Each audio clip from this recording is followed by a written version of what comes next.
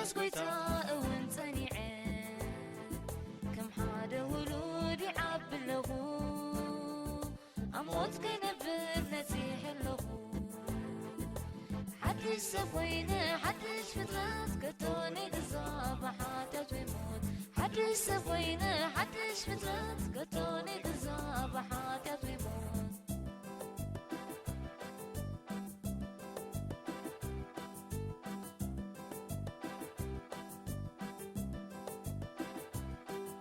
كم حدا هتان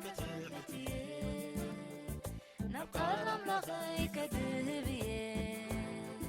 دنتون مسمع كمهاريه فقاد غلو فقبليه حدش سفوينا حدش فتات قطوني قصاب حاتت ويموت حدش سفوينا حدش فتات قطوني قصاب حاتت ويموت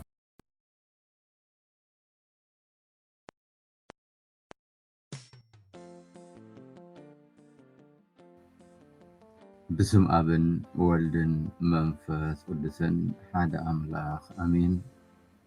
أوزي أبيهر أملاخنا سلز فتركنا ناب كرسنا سلز صواعخنا ببعينتو جهدن سورن ردي سلز هابكنا بزا ليتزي أحليخان كسابوا نزيئان سلز بسحخنا نمسجنك لنا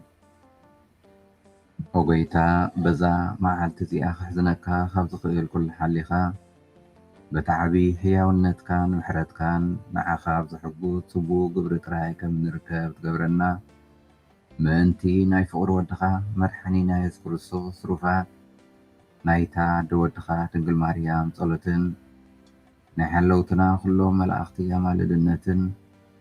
سقا زلبسي زل علمو قالكا زمهرنا صلوتنا دقلنا نبخا نقرب لنا أبونا بسماي تنبر سنكاي مسجن من قصة تمسا فقط كاب سماي كم زخوني كم أون أم مدري يخون مقبعلتنا لما هبلنا زبدلنا كا وربللنا نحناون نزبدلنا يغرخ من نبل أفتناي تأتوانا كاكفوات حنانا كمي من قصة حيل كبرن نزل ألم ماتكاي أمين سلام نعخي ومريم تفقاز ملآكي زي أبيهير مساخيو نكابانستي استبارك أخي نايكرس خفر يسوس فآس تبارك أيو وقدست مريم أدى أملاخ لمن لنا نحنان نحطان نحجين بجيزي موتنان أمين شبهات نقابن نولدن نمنفس قدسن يخون تنتخن زنبري حجة خاء نوتو نزل علم أمين نكاب ملختي باولوس نفس كورنثوس خلاي كورنثوس حموشتي عسرتو شوعتين سلزي حدوكا بخرستوس انتقليو نسو حديش فترة يوتي بلي حليفو انه خلو حديش كوين يوم خبركم حواتن حاتن نايلومي أستمتنا بقار بخرستوس ركب حديش يوصفل كنستنتنينا كريستوس جنا أم مسكال تسغيلو بموتون عدلاتنا خيلو وطوم كله حدا معالتي نتبليت زموتوني كلموس مستير حدش يوت بخمي كم دركب كم زلنا بلي كقل صلو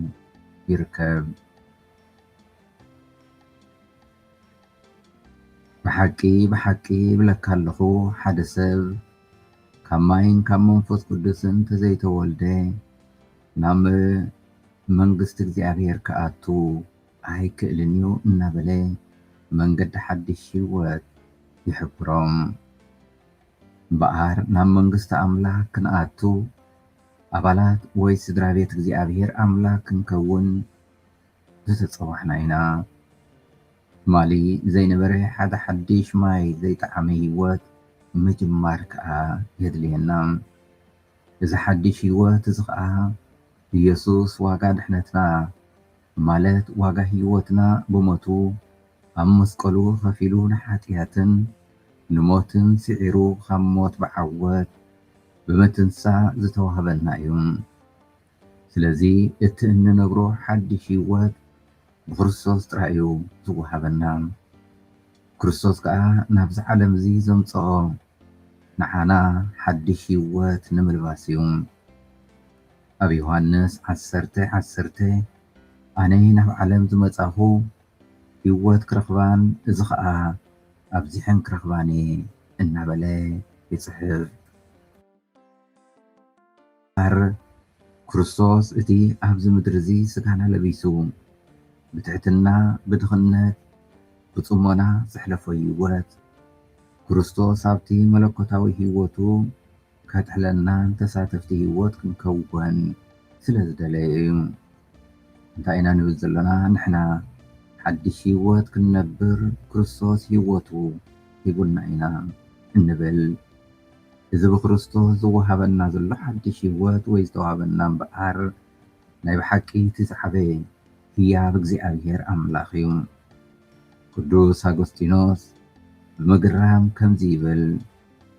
ዋግኡስ ክንዲ እግዚኣብሔር እዩ ይብል። ምክንያቱ እዚ ጸጋዚ ብደም እቲ ገንሸል ዝተረኽበ እዩ።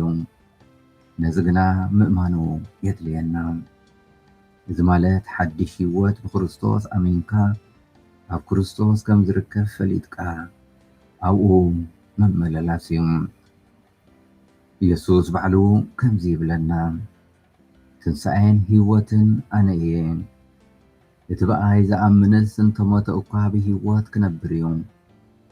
እቲ በኣይ ዝኣምን ዘበለ ኩሉ ንዘለዓለም ኣይክመውትን እዩ። ስለዚ መንዳ እዩ ዝመውት እንተበልና እምበኣር እቲ መልእልተ ባህርያዊ ህይወት ዘይብሉ እዩ ዘለዓለም ዝመወት። ነቲ ብክርስቶስ ዝርከብ ሓድሽ ህይወት ዘይተቐበለ እዩ ዝመወት። እቲ ብክርስቶስ ዝተረኸበ ሓድሽ ህይወት ከዓ ኩሉና ውሉድ ኣዳም ምእንቲ ክንሳተፎ ናብ መላእ ዓለም ዝተሰብከን ዝተበሰረን እዩ። እዚ ጸጋ እዚ ከዓ ብኸምኡ ንኩሉ ፍጥረት ዓለም ብዘይ ኣፈላላይ ዝተዋህበ ህያብ እዩ። እዚ ከዓ ኩሉ ወዲ ሰብ ብክርስቶስ ዳግም ክውለድ ዝዕድም እዩ።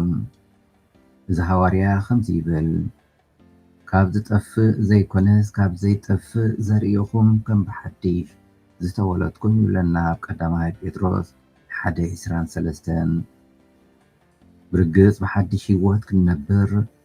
ከም ብሓድሽ ብክርስቶስ ምውላድ የድልየና። እዚ ሓድሽ ህይወት ከዓ ምስ ክርስቶስ ሞይትካን ምስ ክርስቶስ ተንሲእኻ ዝርከብ ዘለዓለማዊ ህይወት እዩ። ንሕና ካብ ሞት ናብ ህይወት ከም ዝተሳገርና ንፈልጥ ኢና ይብል ቀዳማይ ዮሃንስ 3:14። ቅዱስ ጳውሎስ እዚ ብክርስቶስ ዝተረኽበ ሓድሽ ህይወት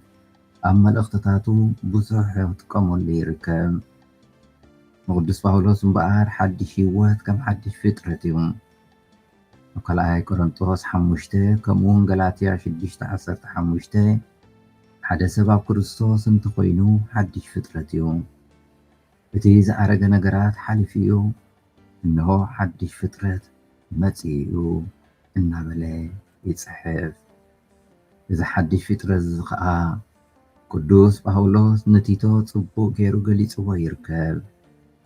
ኣብ ቲቶ 3:5 ከምዚ ዝብል ንረክብ፣ ብመንፈስ ቅዱስ ዝግበር ናይ ሓድሽ ልደትን ምሕዳስን ሕፅበትን እቲ ብክርስቶስ ዝርከብ ሓድሽ ህይወት ምስቲ ናይ መበቆል ፍጥረትና ክንነጻጽሮ ንኽእል ኢና። ኣምላኽ ንኩሉ ፍጥረት ዓለም ፈጢሩ ኣብ መወዳእታ ንወዲ ሰብ ክፈጥሮ እንከሎ ዘልበሶ ክብርን ግርማን ጽባቐን ተመሳስልነቱ መን ክርድኦ ይኽእል? ብኣምሳልናን ብመልክዕናን ሰብ ንፍጠር፣ ኣምላክ ከዓ ብኣምሳሉን ብመልክዑን ሰብ ፈጠረን ይብለና። እዚ ጥንታዊ ፍጥረት ንኣምላኽ የምስለና ካብ ነበረ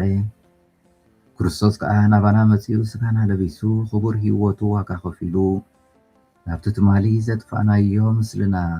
ይመልሰና። ሓድሽ ህይወት ክንነብር ሓድሽ ህይወት ይዘልብሰና።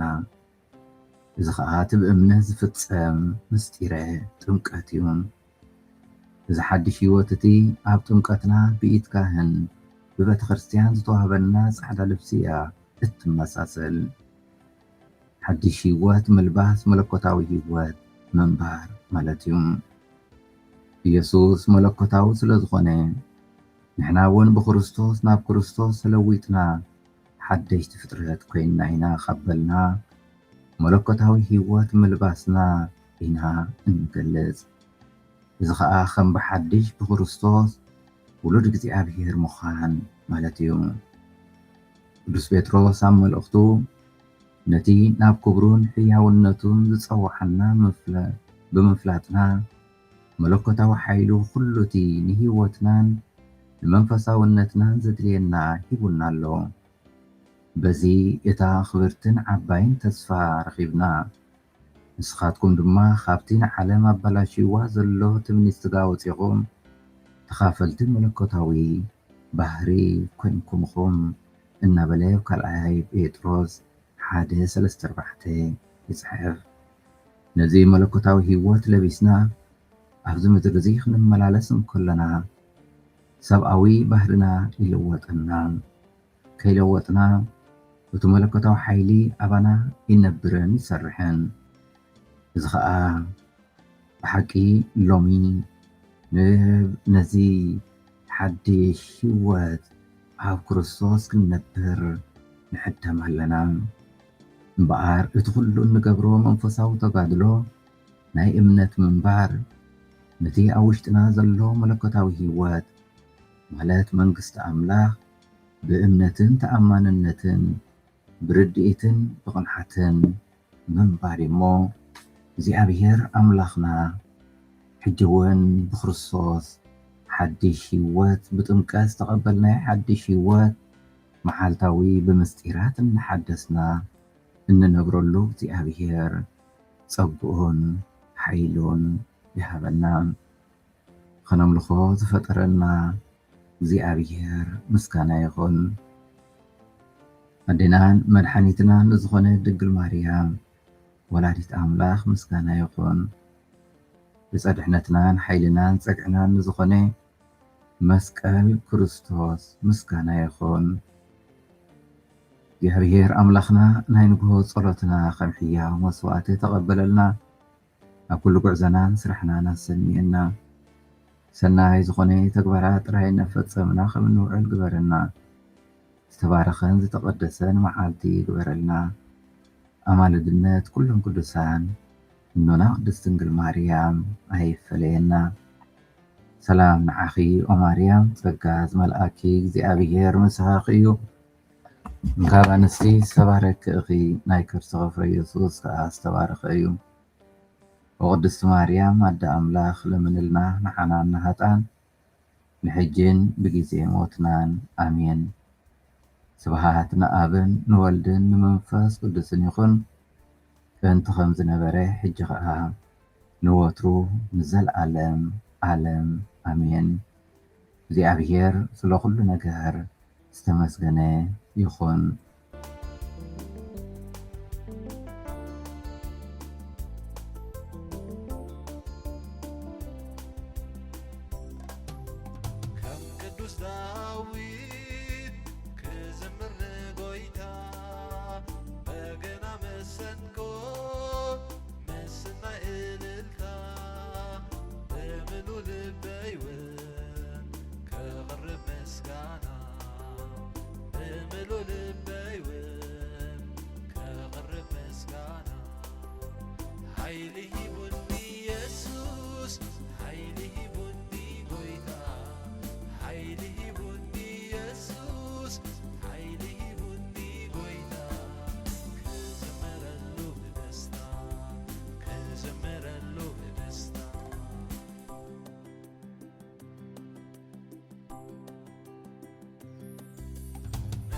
ወይ መውፅእ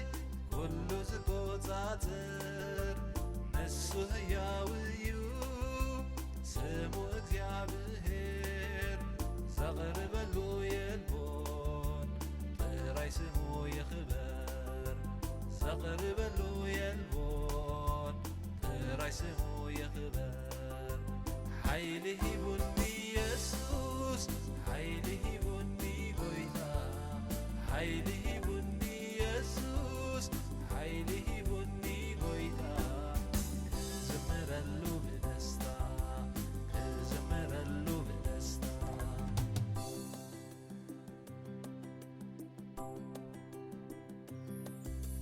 ነጋረይ ካብ ምውዳቕ